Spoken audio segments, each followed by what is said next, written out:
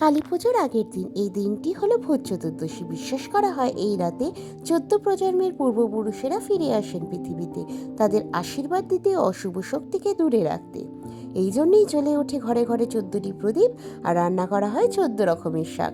আলোয় দূর করা হয় অন্ধকার, আর পরিবার নিয়ে আসে শান্তি ও মঙ্গল। কিন্তু জানো কি, কলকাতার পটুয়াপাড়া এই সময় এক ভিন্ন জগৎ তৈরি করে, যেখানে পটুয়ারা তৈরি করে ডাকিনী, যোগিনী, ভূত, প্রেত, পিশাচ।